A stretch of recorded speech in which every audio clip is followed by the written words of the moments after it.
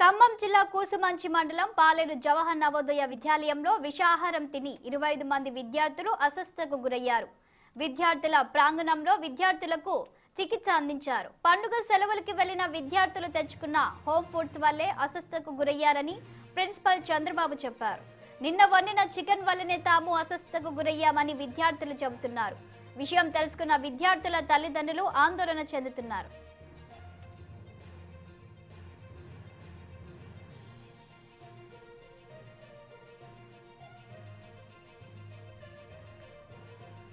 Food అన్ని జమ చేసుకుంటూ కొందరికి ఒక 10-15 మెంబర్స్కి స్టమక్ అప్సెట్ జరిగింది.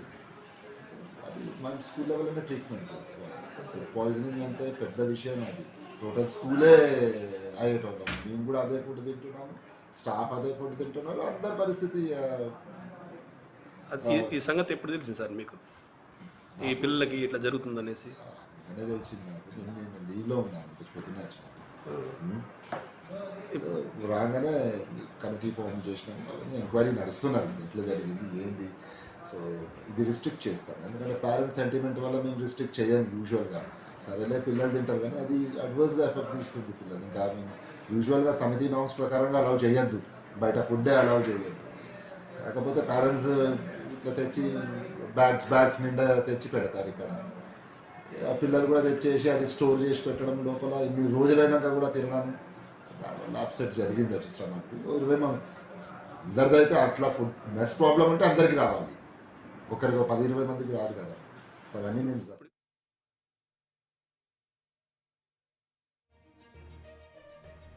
ఇక ఇదే అంశంపై మరింత సమాచారం మా ప్రతినిధి అయ్యప్ప ఫోన్ లైన్ లో అందిస్తారు. చెప్పండి అయ్యప్ప, విద్యార్థులు ఏ ఆహారం తినడం వల్ల అస్వస్థతకు గురయ్యారు?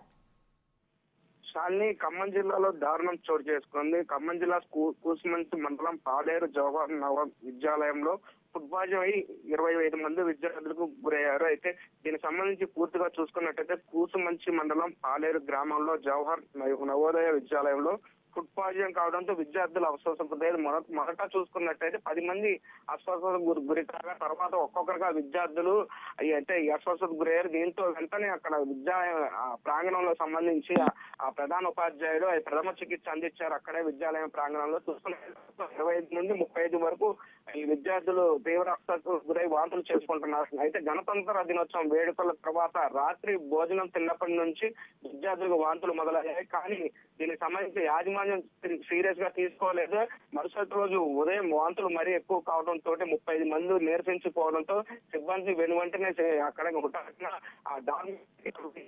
టిఫిన్ లో ఏమైనా ఫుడ్ ఉందా లేదా అనేది కూడా ఇక్కడ చూస్తున్నారు. అయితే దీన్ని పూర్తిగా చూసుకుంటే నిన్న గణతంత్ర దినోత్సవం తర్వాత అయితే రాత్రి తిన్న ఫుడ్ వల్లే పాయిజన్ అయిందని విద్యార్థులు చెబుతున్నారు. అయితే ప్రధాన ఉపాధ్యాయుడు మాత్రం వీళ్ళు సంక్రాంతికి తెచ్చిన తినుబండారాలతోటి ఫుడ్ పాయిజన్ అయిందని చెబుతున్నారు. దీనికి సంబంధించిన ఇప్పటికే అధికారులు కూడా అదే ఏం జరిగింది అసలు దాని గురించి ఎంక్వైరీ చేయమని కూడా ఆదేశించారు, జారీ చేశారు. అయితే ఇటీవల పండగ సెలవులకు వెళ్లిన పిల్లలు ఫుడ్ తీసుకొచ్చిన దాని వల్లే అస్వస్థతకు గురయ్యారని ఇక్కడ ప్రధాన ఉపాధ్యాయుడు చెబుతున్న పరిస్థితి ఏంది. మొత్తం మీద చూసుకున్నట్టయితే అయితే నిన్న రాత్రి జరిగిన ఆ సంఘటనతో అప్పుడే ప్రథమ చికిత్స అందించకుండా ఉదయం దాకా అలసత్వం వహించారని ఇక్కడ విద్యార్థి తల్లిదండ్రులు కూడా చెబుతున్నారు. పూర్తిగా ఆ ప్రిన్సిపాల్ నిర్లక్ష్యం వల్లే ఇక్కడ తెలుస్తుంది. అయితే దీన్ని బట్టి చూసుకున్న విద్యాలయ ప్రిన్సిపాల్ చంద్రబాబు పిల్లలకు అస్వస్థతకు లోనే విషయమే నిజమే, ఇటీవల పిల్లలు తెచ్చుకున్న ఫుడ్ వల్లే అని చెబుతున్న పరిస్థితి. పూర్తిగా విద్యాలయంలో చూసుకున్నట్టయితే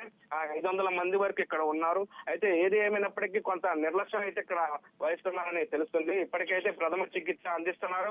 కొంతమంది బాగా నీరసించిపోయిన పరిస్థితి చూస్తున్నాం శాలిని. ఏది ఏమైనప్పటికీ అయితే 25 మంది ఇప్పుడు ప్రస్తుతం అయితే ట్రీట్మెంట్ చేస్తున్నారు.